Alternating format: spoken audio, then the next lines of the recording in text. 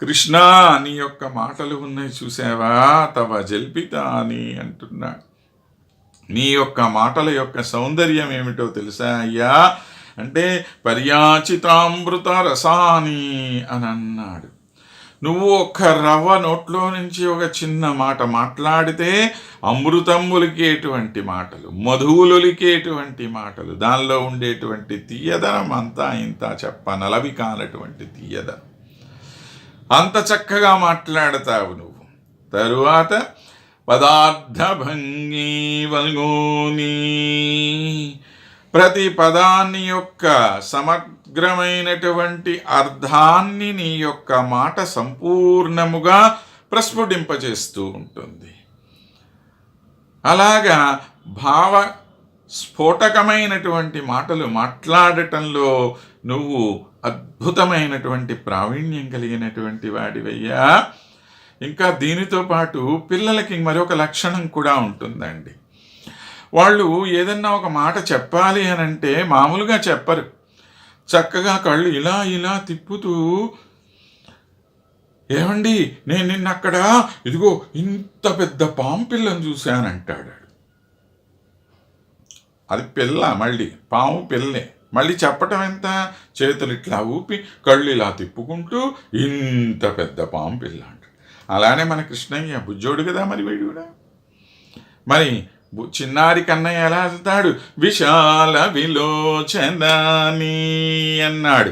చక్కగా బాగా విశాలమైనటువంటి నేత్రాలు అలా విప్పి కళ్ళు ఇలా ఇలా ఇలా ఇలా ఇలా తిప్పేసుకుంటూను మాట్లాడుతూ ఉంటే అబ్బా అబ్బా అబ్బా కృష్ణయ్యా నీ సౌందర్యం ఎంత గొప్పదయ్యా బాబు. బాల్యాధికాని, ఇంకా కొద్దిగా నీ వయస్సు కన్నా ఒక్కరవ ఎక్కువ మాటలు మాట్లాడతాం. కొద్దిగా ముదురు అంటాం చూడండి మనం ఎవరన్నా పిల్లలు, అలా ఒక్కరవ ముదురు అన్నమాట. మన అయ్యగారు కూడా కొద్దిగా ఎక్కువ మాటలే మాట్లాడతాడు. తన వయస్సుకి మించినటువంటి ఒకటి రెండు మాటలు కూడా మాట్లాడతాడు. కానీ అది ఒక అందమే ఇస్తుంది. చిన్నపిల్లలు ఏం మాట్లాడినా కూడా అందమే. కాబట్టి అలాంటి బాల్యాధికాని మదవల్లభ భావితాని. ఇక ఈ గోప బాలరందరూ ఉన్నారు చూడండి, వీళ్ళందరూ చెప్పుకుంటూ ఉంటారట కూర్చొని, రే నిన్న కృష్ణుడు ఇట్లా అన్నాడురా, కృష్ణుడు నిన్న ఆ మాట భలే అన్నాడు కదా. ఇలా వీళ్ళు మాట్లాడేసుకుంటూ ఎంతో ఆనందపడుతూ ఉంటారు. అంటే స్నేహితులైనటువంటి వాళ్ళందరూ కూడా కృష్ణుడి యొక్క ఆ అందమైనటువంటి మాటల్ని గుర్తు చేసుకొని సంతోషపడుతూ ఉంటారే. శుదృశాం భావే లుఠంతి తవ జల్ఫితాని అన్నాడు. శుదృశాం అనంటే ఇక్కడ రెండు రకాలైనటువంటి అర్థం. శుద్రుక్ అంటే గొప్ప పండితులైనటువంటి వాళ్ళు అని అర్థం, అందమైనటువంటి అమ్మాయిలు అని కూడా అర్థము.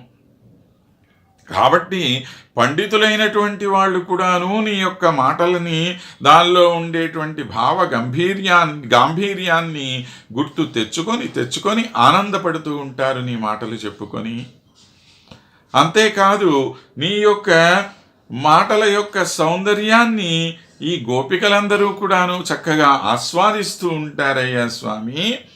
కాబట్టి వాటిని తలచుకొని మురిసిపోయేటువంటి అదృష్టం మాకు కూడా కలగజేయవయ్యా చిన్నయ్య కన్నయ్య మా చిన్నారి కృష్ణయ్య అని చెప్పి అందరం కూడా ఆయన్ని ప్రార్థన చేసుకుందాం. నేడు రేపు మళ్ళా కలుద్దాం.